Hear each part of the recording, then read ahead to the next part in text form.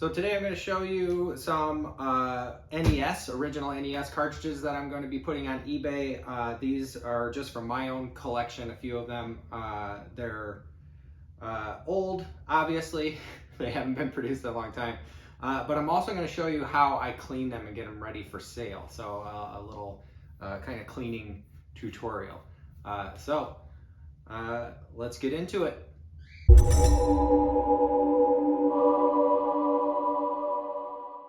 So what's up, physical media fans? I have NES cartridges here today. I'm going to be showing you how I clean those up and get them ready for sale. But first I figured I might as well go through each of them just to let you know what I'm going to be putting up in my eBay store.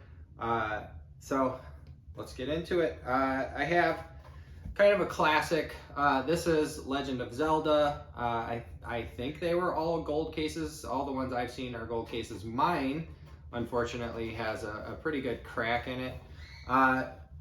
This one is one of the, I'm pretty sure, is one of the NES cartridges that contains a battery. Those batteries last for years and years and years, but it's always good to test and make sure. I'm going to test all of these. I have tested them fairly recently, but I'm going to go ahead and test them again before I put them up in my store.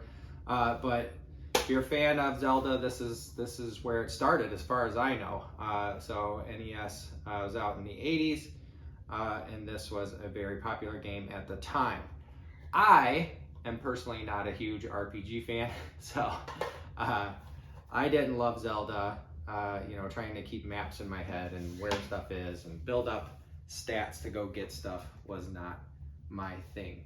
I have a lot of these little slip covers. Some of them are Nintendo branded, some of them are just black. I don't remember if they came with the cartridges or not, but I do have quite a few of these little booklets that these came with. I don't have any of the original boxes, but for Megaman 4, which is what this cartridge is, I have the booklet came with it. And as a child, I apparently wrote some codes there. Maybe these are like skipping ahead in the levels or something. I'm not sure. But this one, all these discs are in very good shape.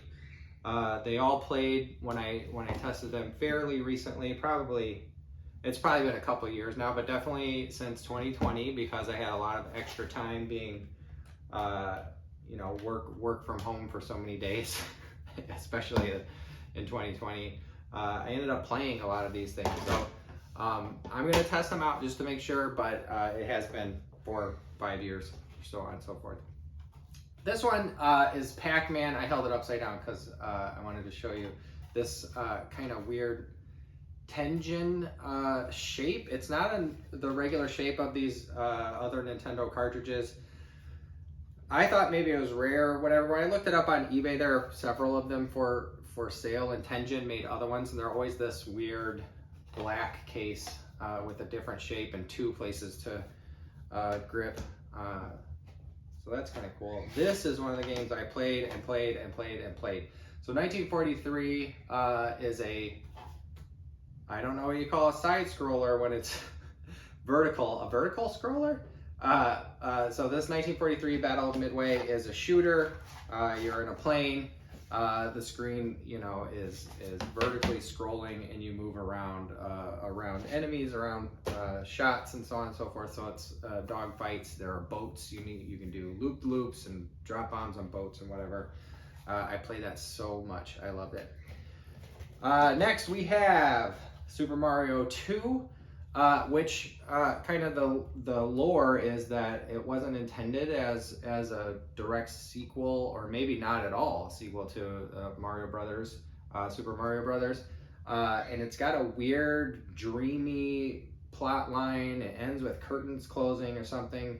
I haven't read that lore in a long time, so I might be remembering wrong, but I think it was intended to be a different game.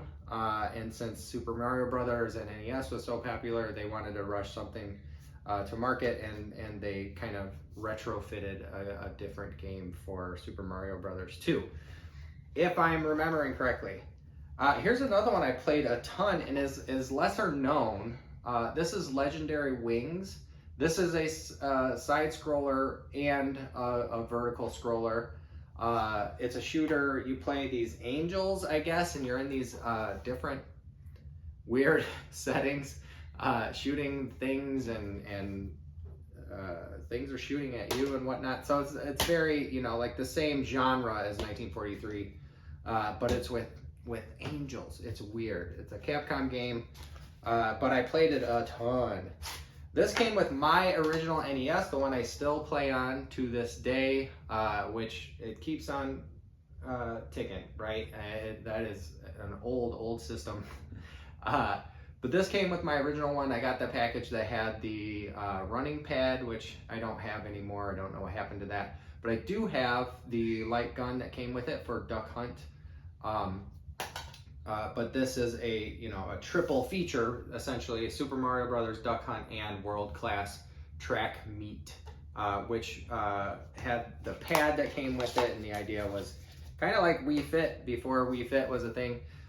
You have these places on the pad like Dance Dance Revolution, and you run when your character is running, and so on and so forth. But we as kids figured out pretty quickly that we could do it with our hands, and we could do it a lot faster and with less sweat than if we were doing it with our feet.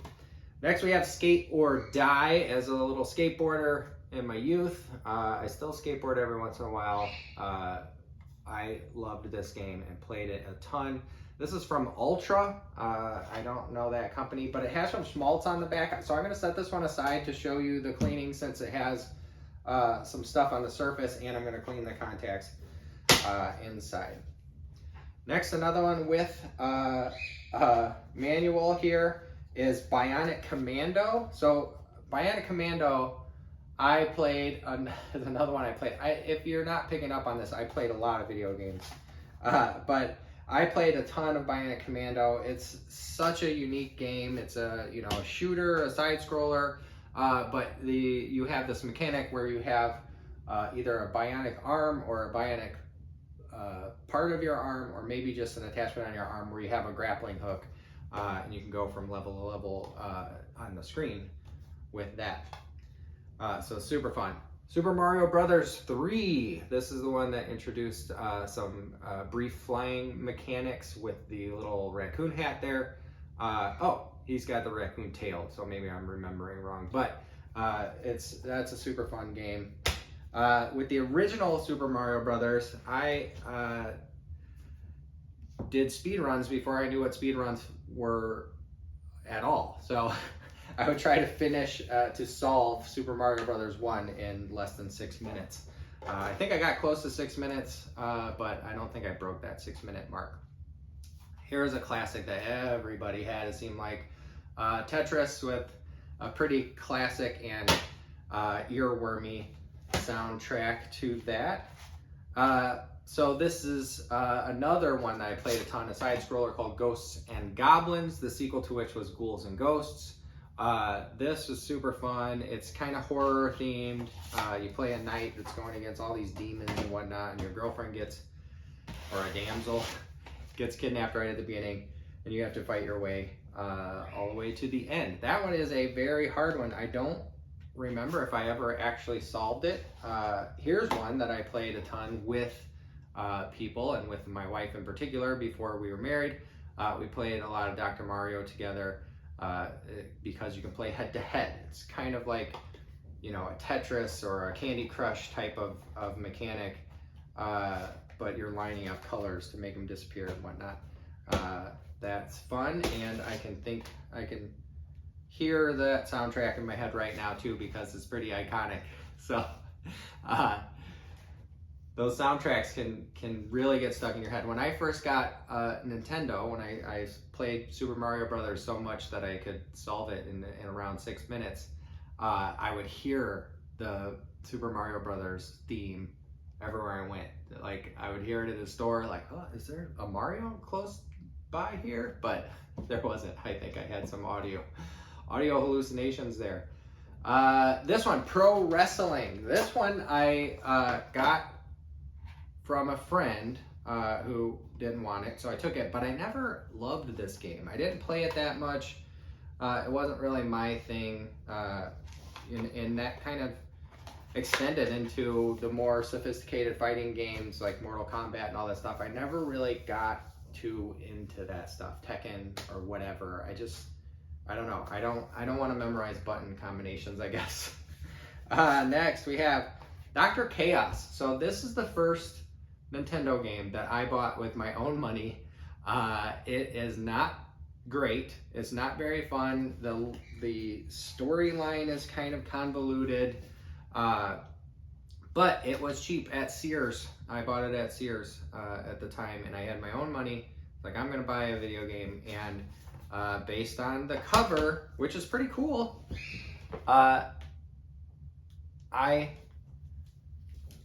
there's something in here. So I bought my own game. Oh, this has some codes in it too, so maybe skipping levels or maybe something like that. But that was my first purchase, and I was kind of disappointed in it. It wasn't super fun. Here's a super fun one with a manual. Ninja Gaiden 2. Ninja Gaiden games, or the ones that I've played anyway, are very fun. I loved this game. I played it a ton. This is the Dark Sword of Chaos from Tecmo. Tecmo was kind of a powerhouse in NES days. If you play Tecmo Bowl, the football game, me and my friends played quite a bit of that. So Ninja Gaiden 2, that's a great one. Castlevania 3, Dracula's Curse. So Castlevania, I mean, with the Netflix show being on the platform right now, has held on for a very long time as far as IPs go. This one's fun. It's more Castlevania goodness. I have Symphony of the Night for PlayStation 1. That is super fun, and it's kind of more rare one for some reason. I don't know why. I played so much Contra. I played a ton of Contra. Contra is where I first learned about the Konami code. It may be the first, game that people used that for. But with the up, up, down, down, left, right, BA, select, start, you could play with a friend, and you would have many, many more lives than the default 3, I think. Super Contra was the sequel to that. I played it a lot, but not as much as Contra. I don't know what happened to my copy of Contra. I played it at my friend Kevin's house all the time when I was a kid, and it was his, but I thought I bought it for myself at some point. So I'm going to show you how I clean up these cartridges before I ship them. I already took a picture of this, so in the picture it's going to have some schmaltz. I don't know what got on there. It doesn't look corroded or anything. It just looks like some stuff got on there. But I'll clean it up before I ship it, just to make sure that people are happy with their purchases and so on and so forth. But I have a microfiber cloth. If I need to go a little rougher, I might even start, because it does feel kind of crusty there, with paper towels for the outside only, and not on the labels. So I don't want to get the labels wet. I'm going to start with a paper towel and water. So for the case only, I'm just going to use water. I don't want to use anything that might change the color of it or damage the plastic in any way. Like I said, these are old. All of these Nintendo, this is just water, just a spray bottle of water. All of these Nintendo cartridges are very old at this point, from the 80s. So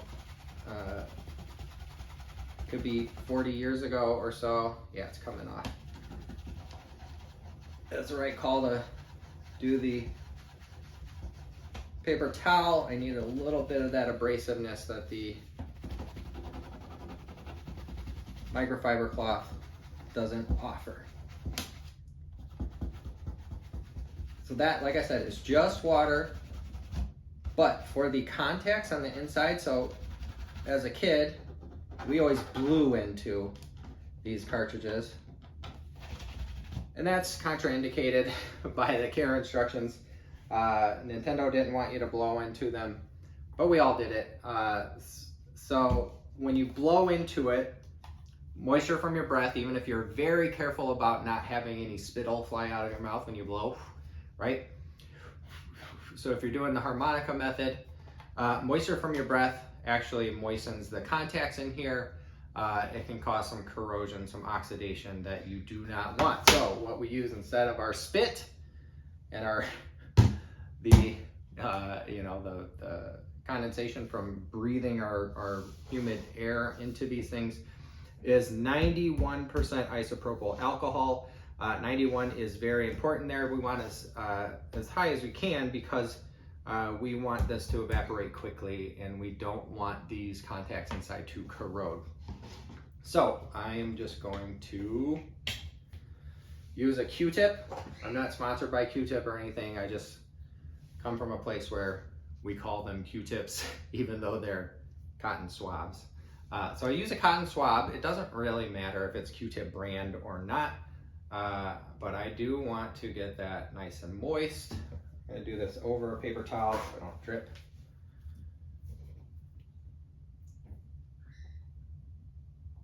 I'm just letting it soak in there, and I did drip. That will evaporate quickly. I'm gonna leave one side dry, one side moist. I don't want the alcohol just hanging off of there, but I wanna go in, really rub these contacts, make sure I get any grime at all. It actually doesn't look too bad. The one side, then the other. I rotated the Q-tip a couple of times.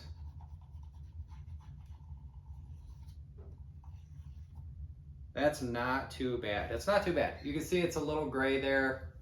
Hopefully you can see maybe against that. You can see it's a little gray. It's not bad at all. If I get one that's extra grimy and it takes me maybe even a couple of Q-tips, I'm just using the dry end now to just make sure it's as dry as possible, and it'll evaporate quickly. This 91% isopropyl alcohol evaporates quickly.